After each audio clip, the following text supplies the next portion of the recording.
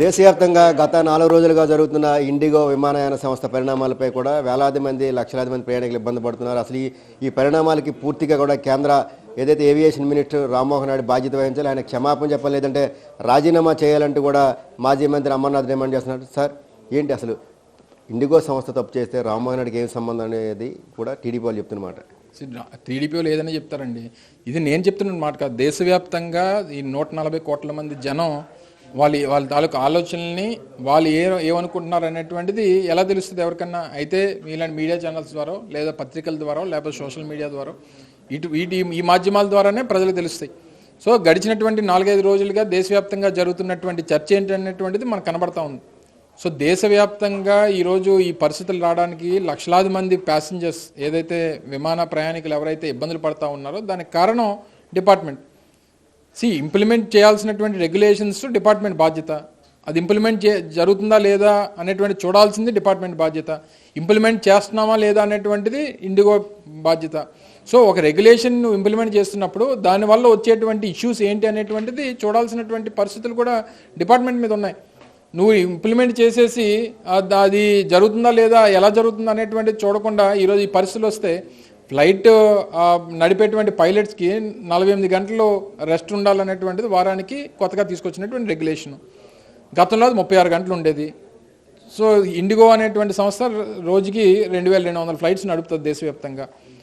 మరి నీకు 48 గంటలు రెస్ట్ ఇంక్రీజ్ చేసినప్పుడు 36 గంటల నుంచి ఫ్లైట్ పైలట్స్ కూడా ఇంక్రీజ్ అవ్వాలి. మరి పైలట్లు ఇంక్రీజ్ లేనప్పుడు మరి దగ్గర 500 నుంచి 600 ఫ్లైట్లు రోజు క్యాన్సిల్ అయిపోతూ ఉంటే, నిన్న ఒక 1000 ఫ్లైట్లు, మొన్న ఒక 1000 ఫ్లైట్లు, దానికి ముందు ఒక 500 ఫ్లైట్లు క్యాన్సిల్ అయిపోతూ ఉంటే మరి ప్యాసింజర్స్ వారి గమ్యస్థానాలకు చేరాల్సినటువంటి పరిస్థితులు లేనప్పుడు ఈ పెద్ద భయంకరమైనటువంటి సిచ్యువేషన్ దేశవ్యాప్తంగా వచ్చినప్పుడు ఎవరు బాధ్యత తీసుకుంటారు?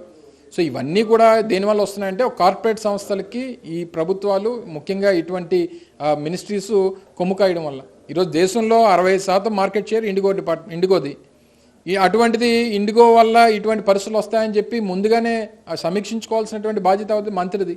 అవన్నీ చేయడం మానేసి లోకేష్ గారు చూసుకుంటున్నారు, లోకేష్ గారి దగ్గర పర్యవేక్షిస్తున్నారు అని అంటే ఈరోజు దేశవ్యాప్తంగా నవ్వుల పాలు అయిపోయాం.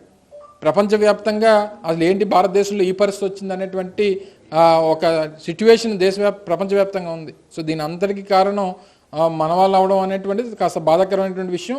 దీన్ని కూడా మార్కెటింగ్ స్టంట్గా వాడుకునేటువంటి ప్రయత్నం తెలుగుదేశం పార్టీ చేసి ఏ రకంగా దేశవ్యాప్తంగా నవ్వుల పాలు అయిపోయింది అన్నటువంటిది కూడా చూస్తూ ఉన్నాం. దీని మీద ఒక కమిటీ వేసాం, కమిటీలో ఖచ్చితంగా తేలితే ఇండిగో సంస్థ మీద కఠినమైన చర్యలు తీసుకుంటామని కేంద్ర మంత్రి రామ్మోహన్ నాయుడు. ఇండిగో సంస్థ మీద డిపార్ట్మెంట్ తీసుకుంటుంది. మరి డిపార్ట్మెంట్ మీద ఎవరు తీసుకోవాలి? డిపార్ట్మెంట్ మీద చర్యలు తీసుకోవాలనేటువంటిది ప్రజలు కోరుతూ ఉన్నారు.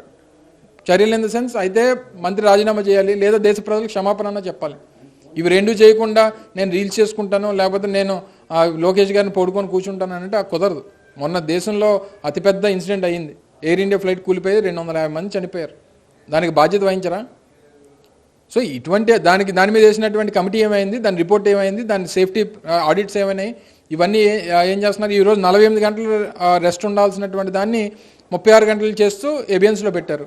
అంటే flight safety, flight passenger safety కన్నా ఈ పరిస్థితుల్ని సద్దుమణిగించేటువంటి పరిస్థితి తీసుకుని వచ్చేసి ముందు ఏమీ లేదనేటువంటి చెప్పుకునేటువంటి ప్రయత్నం చేస్తున్నారు తప్ప 48 గంటలు ఉండాల్సినటువంటి రెస్ట్ 36 గంటలు తగ్గించి ఎందుకు ఎబియన్స్లో పెట్టారు మీరు? సో దీనికేం సమాధానం చెప్తారు? సో ఇవన్నీ కూడా రకరకాలైనటువంటి పరిస్థితులు ఉన్నాయి. వీటన్నిటికీ కూడా వారు సమాధానం చెప్పాల్సినటువంటి బాధ్యత, క్షమాపణ చెప్పాల్సినటువంటి బాధ్యత, వారి బాధ్యత తీసుకోవాల్సినటువంటి పరిణామం ఇవన్నీ కూడా వారి మీద ఉన్నాయి.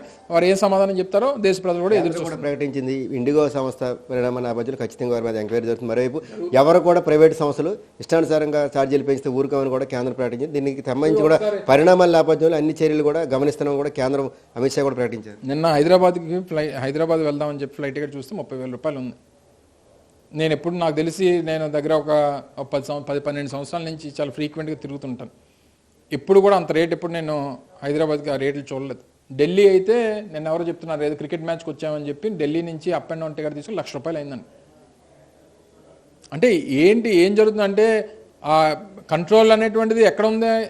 వాళ్ళు చెప్తున్న దానికి జరుగుతున్న దానికి ఎక్కడ పొంతం లేదే.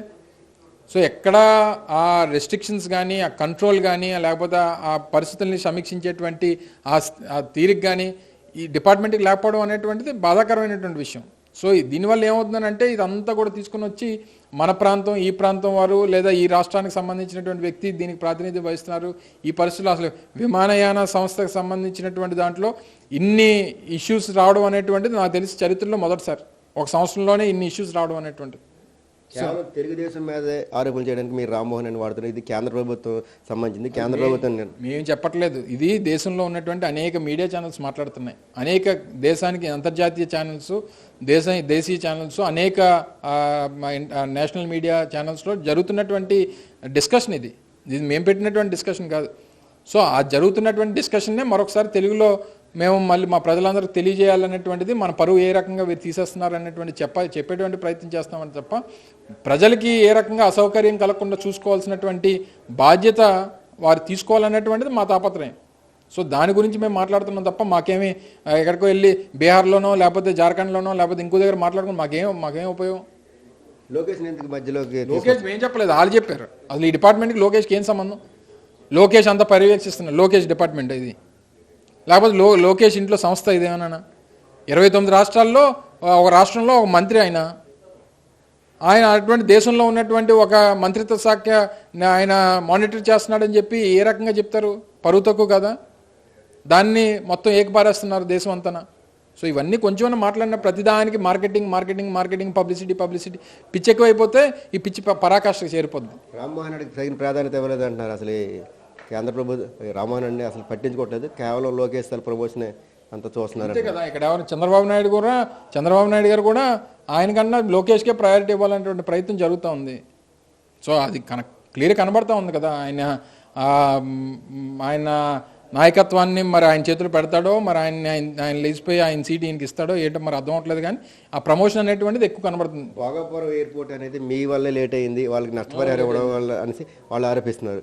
అది గతంలో పూర్తి అవ్వాలి, వీళ్ళు 5 ఏళ్ళు. ఎవరన్నా భోగాపురం ఎయిర్పోర్ట్ విషయంలో ఎవరు ఏ చర్చకు వస్తామన్నా మేము సిద్ధంగా ఉన్నాం. వాళ్ళు 2700 ఎకరాలకి దాదాపు 190 నుంచి 200 ఎకరాలు మాత్రమే సేకరించారు. బ్యాలెన్స్ 2500 మేమే సేకరించాం. రిహాబిలిటేషన్ మేమే చేసాం. కాంపౌండ్ వాళ్ళు నిర్మాణానికి మేమే సహకరించాం. ఉన్నటువంటి ఊర్లను తరలించి వారికి కావాల్సినటువంటి రిహాబిలిటేషన్ మేమే చేసాం. ఇవన్నీ చేసి పర్మిషన్స్ మేమే తీసుకుని వచ్చి కాంట్రాక్ట్ ఎవరైతే జిఎంఆర్ ఉన్నారో వారికి అన్ని రకాలైనటువంటి ఫెసిలిటీస్ వాళ్ళకి సౌకర్యార్థం క్రియేట్ చేసి ఆ నిర్మాణాన్ని శంకుస్థాపన చేసి మేము అధికారంలో ఉండగానే 30% పూర్తి చేసాం.